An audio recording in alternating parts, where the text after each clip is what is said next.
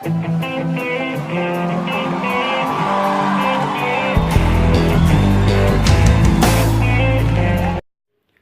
meus irmãos, aqui é a segunda parte do vídeo que eu gostaria de compartilhar. Voltando a falar sobre fidelidade, sobre altar, sobre dízimos e ofertas.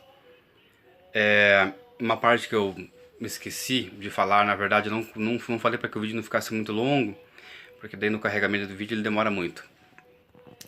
É que uma outra pergunta que eu gostaria de fazer aos pastores, vocês que estão projetando os templos e construindo sedes próprias, dizendo que isto é o Senhor vos tem mandado, dizendo que isto é obra do Senhor. Gostaria de compartilhar com os irmãos o texto que se encontra no livro de Atos dos Apóstolos, no capítulo 17, no verso 24, onde Paulo está dizendo que o Senhor Deus, que fez os céus e a terra e todo o universo e tudo que existe nos céus e na terra, né? Esse Deus, ele não habita em templos construídos por mãos humanas. E nem é servido por mãos humanas, como se Deus mesmo precisasse de algo. Ou seja, muitos pastores estão aí correndo de um lado para outro, se desgastando, financiando material de construção, se enfiando em dívidas e cartões de crédito e etc., né?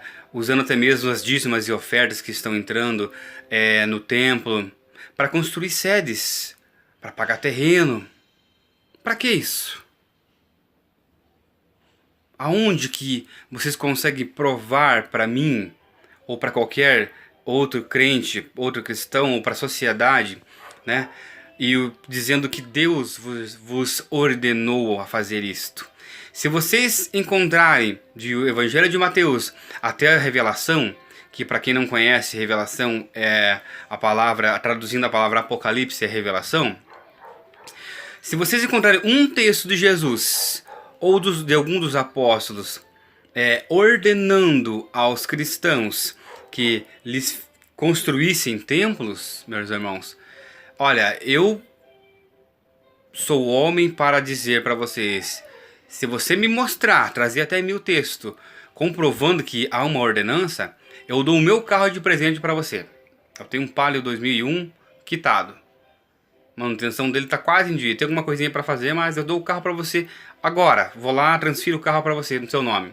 Se você conseguir me provar, biblicamente falando, né, do Novo Testamento, Jesus ensinando.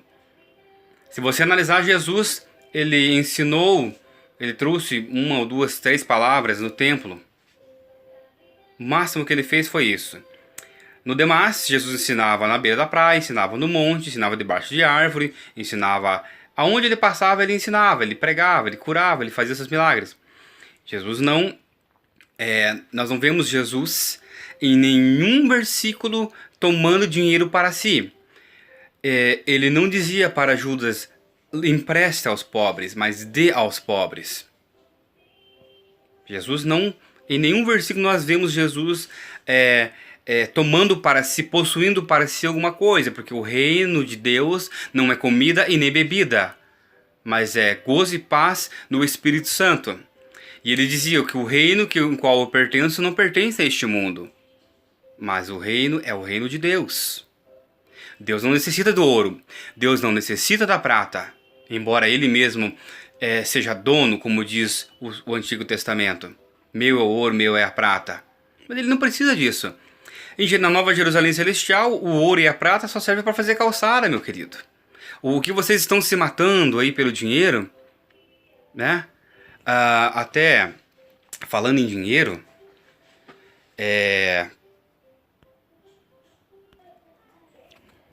falando em dinheiro, meus queridos, uma certa ocasião Jesus disse, de quem é a imagem que está na moeda? E aqui eu tô com uma nota de R$2. Eu pergunto para vocês, de quem que é essa imagem que está aqui, ó, na moeda? Eu sei que a maioria dos irmãos, por serem ignorantes, por não buscarem conhecimento, né, não sabem de quem se trata essa imagem. Essa imagem, ela se trata de Semíramis. Quem foi Semíramis? Mulher de Nimrod, ou Nimrod, como alguns dizem. Noé desembarca com a sua família no Monte Ararat, com seu filho Sem, Cã e Jafé, e suas esposas. Dali então começaram a novamente, né, a povoarem a terra, podemos assim dizer. E de Cã veio Cush, e de Cush veio Nimrod. Nimrod, para quem não sabe, foi o primeiro homem a se rebelar contra Deus, depois do dilúvio. E também foi o primeiro homem a querer construir uma sociedade unificada, uma sociedade anti-Deus, uma sociedade que não queria depender de Deus. Aí ele constrói a Torre de Babel, com dois objetivos. Primeiro, chegar até o céu sem depender da ajuda do Criador. Segundo, se o Criador voltasse a mandar chuva na terra, como houve o dilúvio, eles estariam seguros por causa da torre. E ali nós encontramos o texto onde o Senhor diz: desçamo-nos e confundamo-nos as línguas. É o segundo texto que mostra a trindade, né? O Senhor falando no plural. O primeiro é de Gênesis 2:26, façamos homens a nossa imagem conforme a nossa semelhança. E o segundo texto é Gênesis capítulo 6, ali nesse contexto. Então, posteriormente, Semíramis, depois que o seu marido Nimrod morre, ela começa a anunciar, ou seja, ela começa a contar uma fábula dizendo que o seu marido não tinha morrido, que ele havia virado Deus, havia ido para o sol. E ali começa a surgir a adoração ao sol. E ela se declara a primeira mulher a ser adorada, dizendo ser a rainha dos céus. Ou seja, essa mulher criou a adoração para o seu marido como o Deus Sol e ela como sendo a lua, trazendo para si adoração. E mesmo ela morrendo, essa cultura, essa adoração, ela se espalhou pelo mundo. No momento em que o Senhor destrói a Torre de Babel, aquela civilização que estava ali unificada, eles não passaram a não falar mais a mesma língua. Houve ali outras línguas, surgiram-se novas línguas.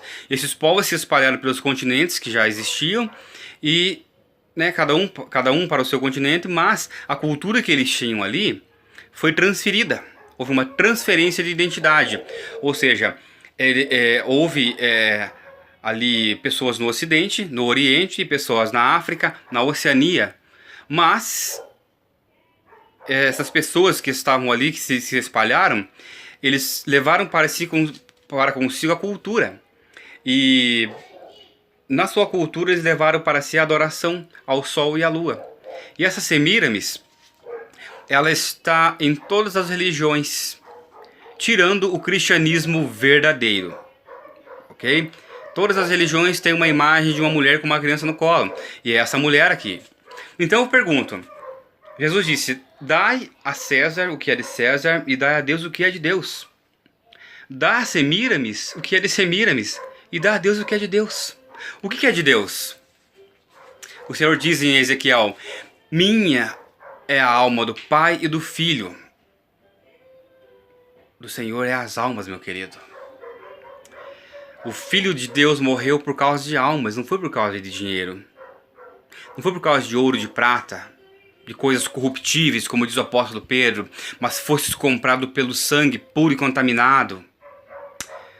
Meu Deus, até quando, igreja, nós vamos continuar vivendo esse evangelho podre, nojento, asqueroso?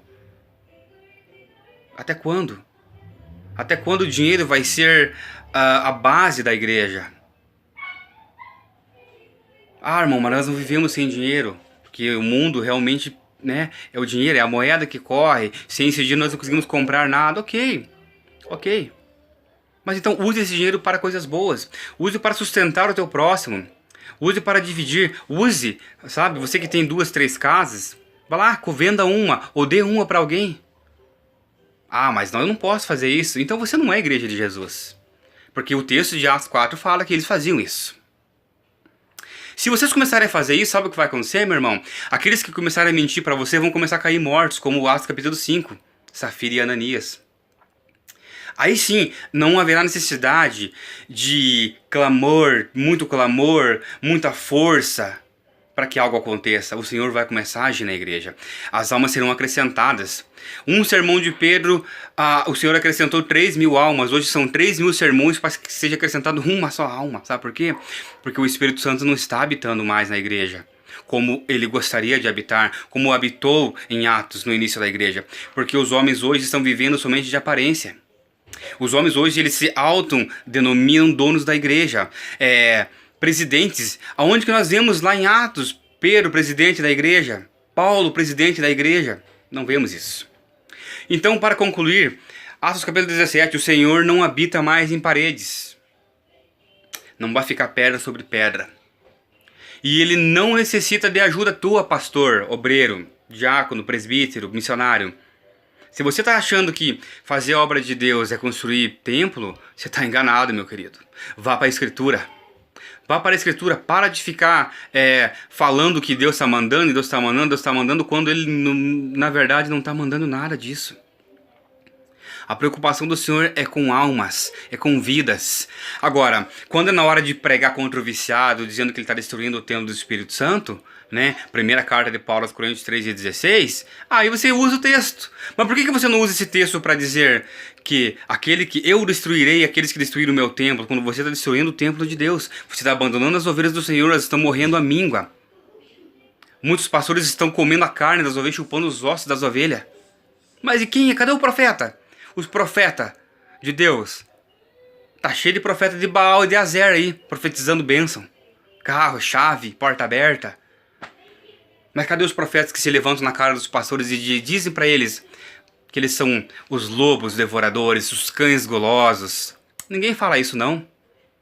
Ninguém quer compromisso, né? Ninguém quer trazer para si perseguição. Mas eu não estou preocupado com isso, meu querido. Não fui chamado por homem, fui chamado pelo Senhor Jesus.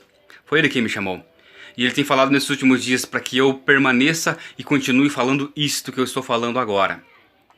Se você está construindo igreja, templo, pagando terreno, para que vai ficar para o anticristo, essa terra não vai permanecer. Essa terra aqui vai ser nova terra. Vai ficar para o anticristo. E se você também não ficar com o anticristo. Então, tome cuidado. Tome cuidado, pastor, obreiro. Tome cuidado, você que diz que é homem de Deus, mulher de Deus. Tome cuidado. Vocês estão acumulando tesouros nessa terra. Colossenses capítulo 3. Agora que vocês estão em Cristo Jesus, pensais nas coisas que estão lá no alto, não as que estão debaixo. Buscai mais precisamente as coisas que estão lá do céu, onde Deus habita, não as que são da terra. Meu Deus, por que será que a igreja não medita na Escritura? Ou faz de conta que não vê? Ou será que estão cegos? Estão lendo a Bíblia no escuro sem o Espírito Santo? Aí querem ministrar louvor na igreja, dança, teatro, ministração de prosperidade. Que prosperidade, meu querido? Que prosperidade? Prosperidade é esta que você tem que ir lá e comprar um carro financiado em 72 parcelas, 60 parcelas, num banco que quem é o dono é Satanás. Ah, para, irmão Flávio, para. É verdade, vai lá ver, Banco Alfa. A Torre Illuminati, faltando o ouro de cima, que é o ouro de Horus. Vai lá ver a quem pertence aquela instituição. Vai lá ver o Banco Santander, o Banco Bradesco, o Banco do Brasil, a quem pertence esses bancos. O mundo jaz do maligno. Esses bancos pertencem ao sistema do maligno. E você está lá comprando carro financiando dizendo que Deus está te dando. É esse mamon. Esse Deus mamon que está te dando. Porque Yahvé não vai te dar algo para você ficar financiando, ficar endividado, meu irmão. Não vai te dar. Então para com isso. Parem, pastores. Por favor, parem com isto. Parem de ficar iludindo suas ovelhas. Pregue o verdadeiro evangelho. Se preocupem em anunciar o reino de Deus. Amém?